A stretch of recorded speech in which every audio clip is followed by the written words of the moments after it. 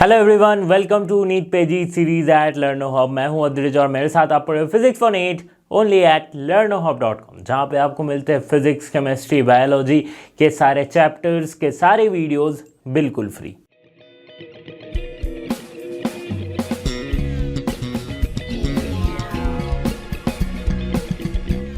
Students, इस video में हम सेमीकंडक्टर के प्रीवियस ईयर के कुछ क्वेश्चंस को सॉल्व करेंगे जो कि नीट के एग्जाम में आपसे पूछे गए। तो चलिए शुरू करते हैं इस वीडियो को।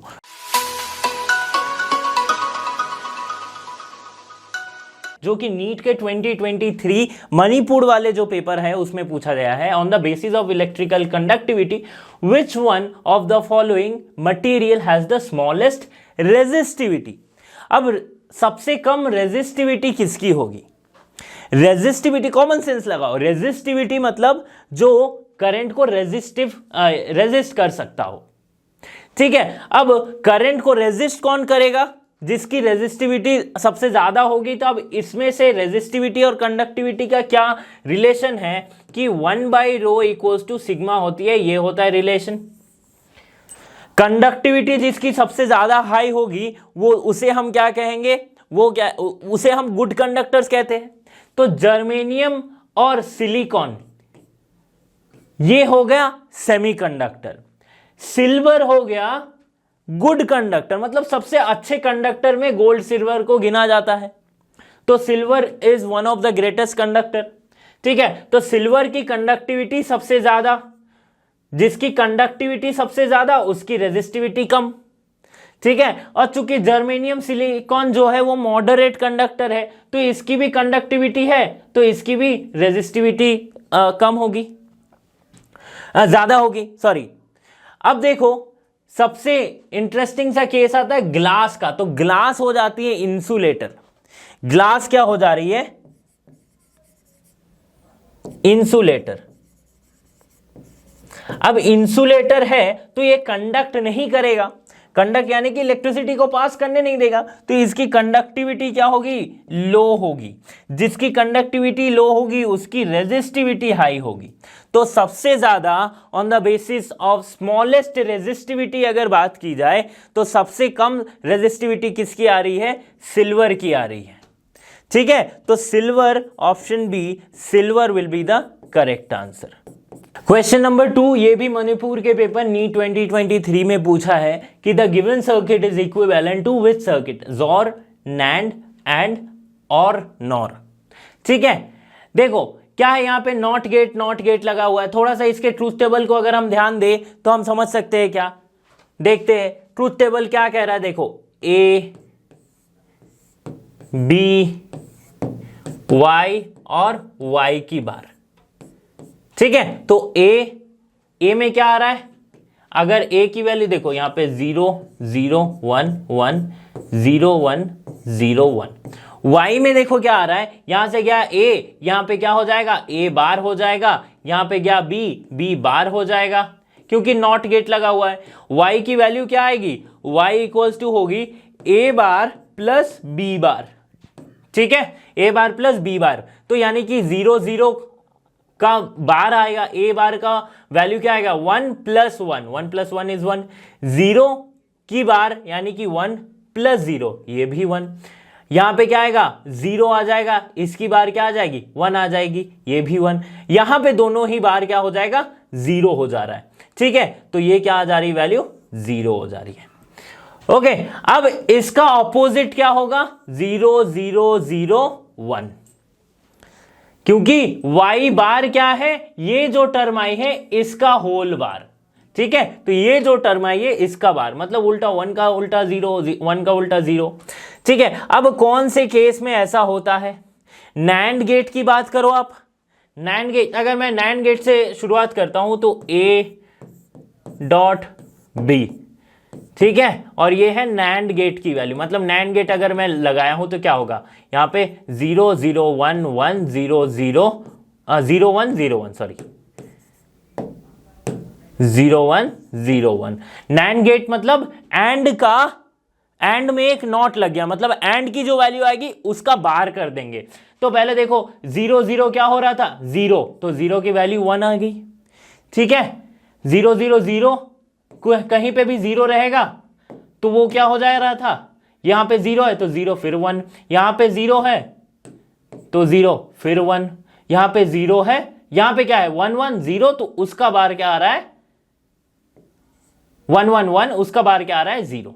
ठीक है, तो देखो ये y से मैच कर रहा है बट y बार से नहीं मैच कर रहा है, तो NAND गेट का बार जो होगा, यानी कि अगर ये NAND गेट है, इसमें एक और नॉट गेट लगाए तो ये AND गेट के बराबर हो जाएगा, तो ऑप्शन सी हमारा जो है वो करेक्ट हो जाएगा।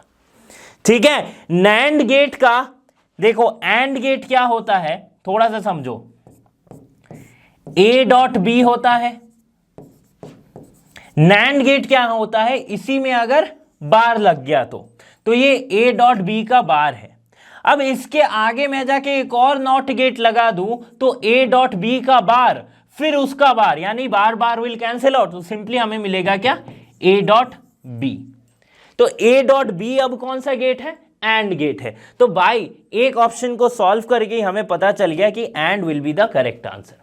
समझ में आई। क्वेश्चन नंबर 3 नीट के 2023 के पेपर में पूछा गया है, बहुत ही इजी सा सवाल है, देखते ही आंसर कर दोगे।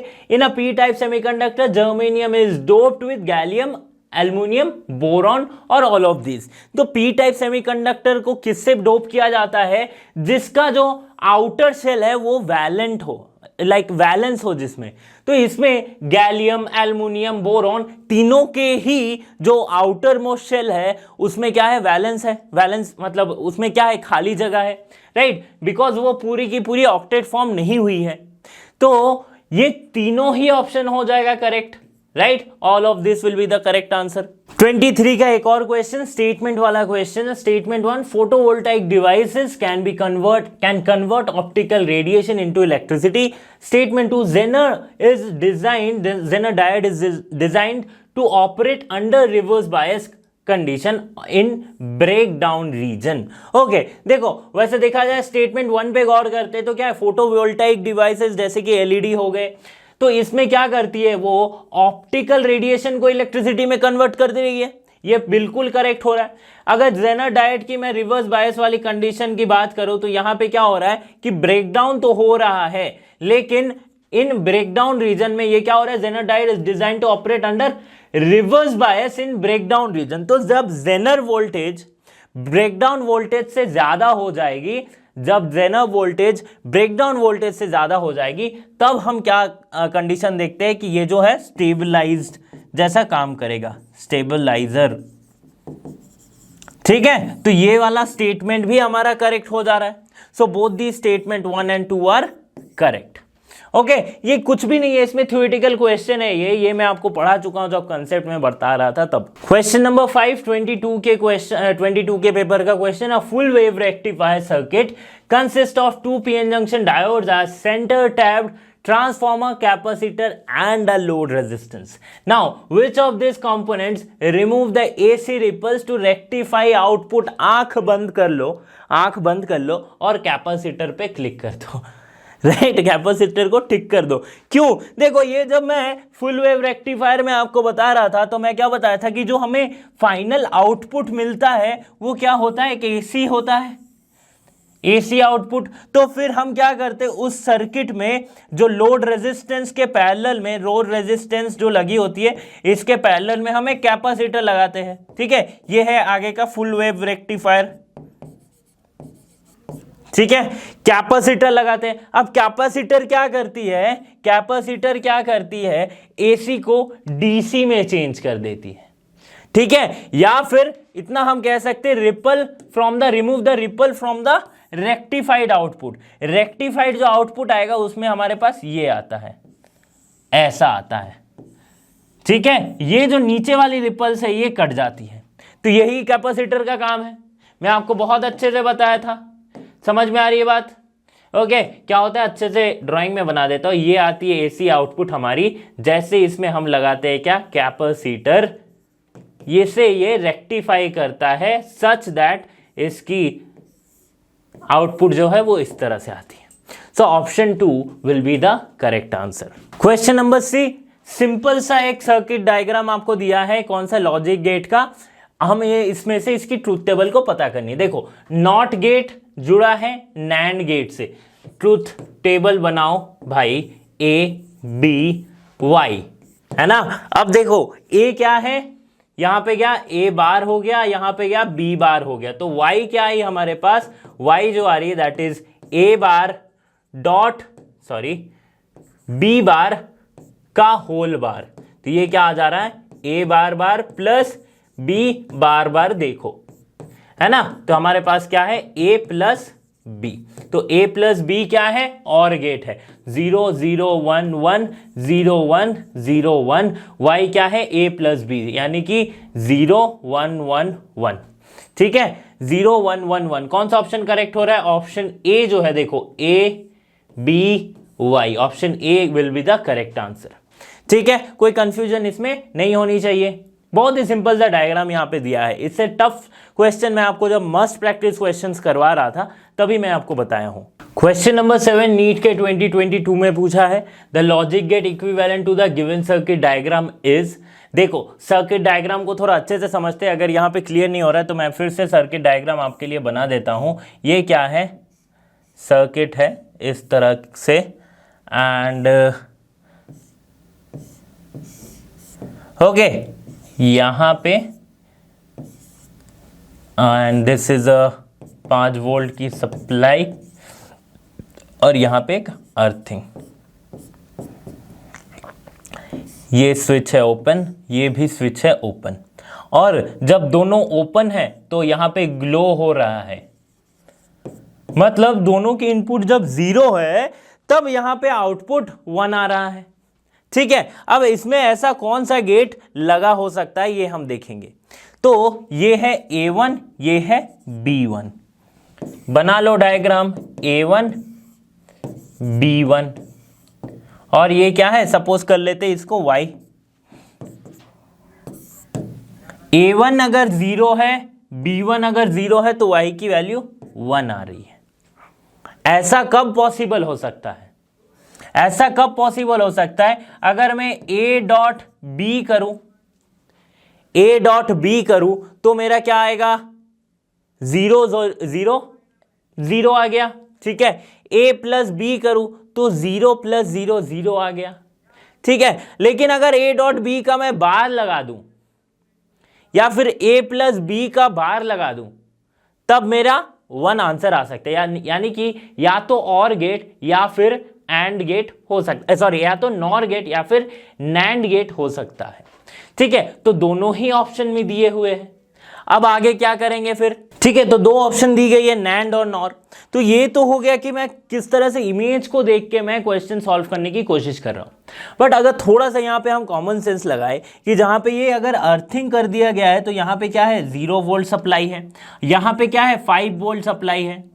तो अगर मैं ये सर्किट कनेक्ट करूं चाहे ना करूं, मेरा इस बल्ब के 2 टर्मिनल के अक्रॉस पोटेंशियल डिफरेंस है। ठीक है, क्या है, पोटेंशियल डिफरेंस है। तो पोटेंशियल डिफरेंस अगर है, पोटेंशियल डिफरेंस अगर है तो मेरा क्या हो जाएगा, यहां पे ग्लो करेगा। इसीलिए जब दोनों ही इनपुट जो है 0 है तब मेरा ये ग्लो कर रहा है।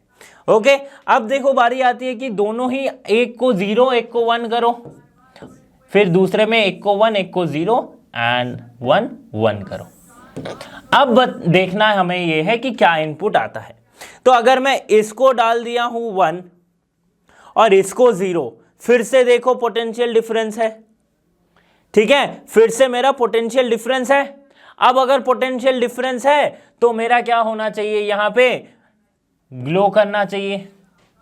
फिर सिमिलर केस इसके लिए करो, यानी कि 1 को 0 रख के, सॉरी 1 को A को 1 रख के B को 0 करना है।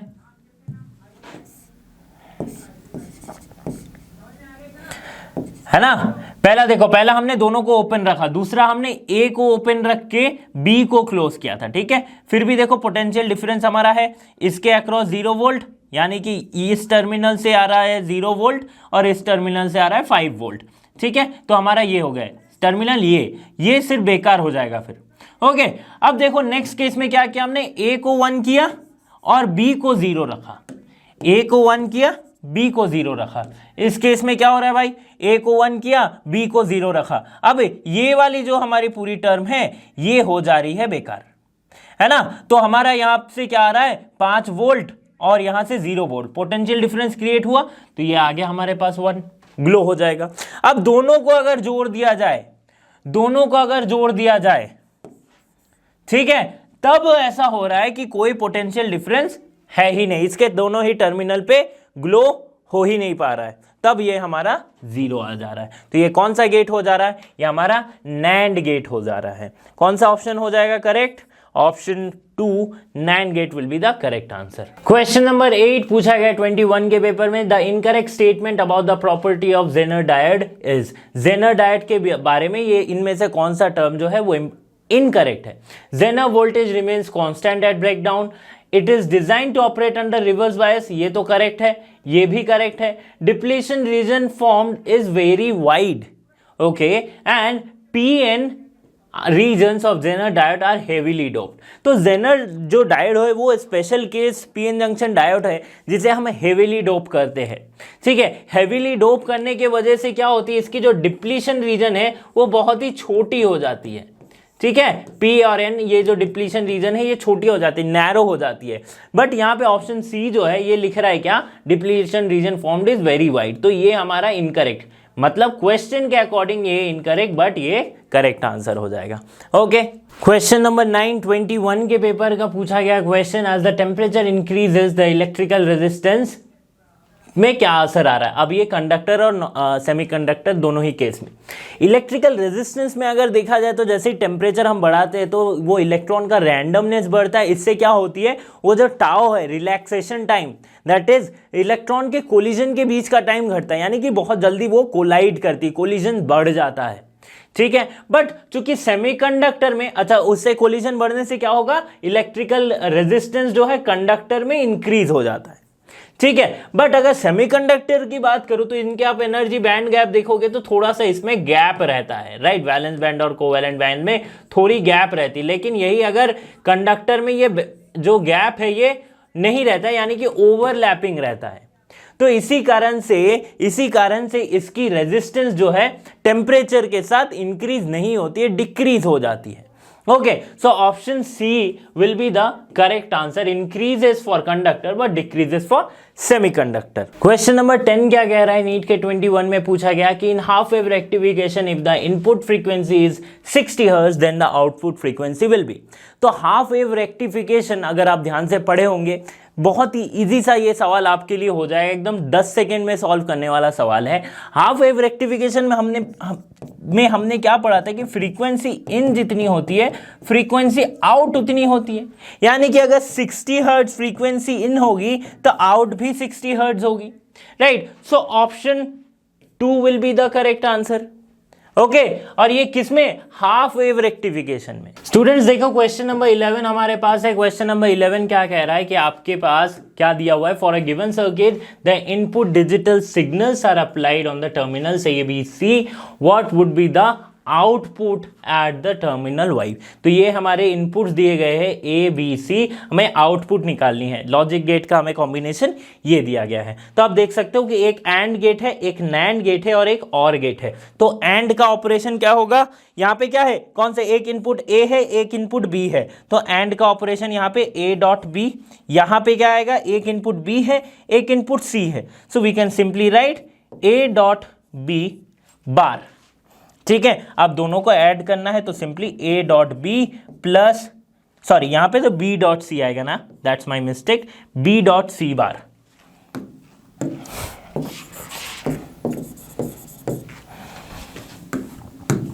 So we can simply write, यहां पे क्या है, बी डॉट सी बार। सो यहां पे क्या आएगा, और गेट है तो ये एंड ये दोनों जुड़ जाएंगे यहां पे, that is A dot B plus B dot C bar, ठीक है। ये हमारा आउटपुट है। अब देखो यहां पे टेबल बना लेता हूं, ट्रूथ टेबल। यहां पे क्या है, ए बी सी, ठीक है, फिर ए बी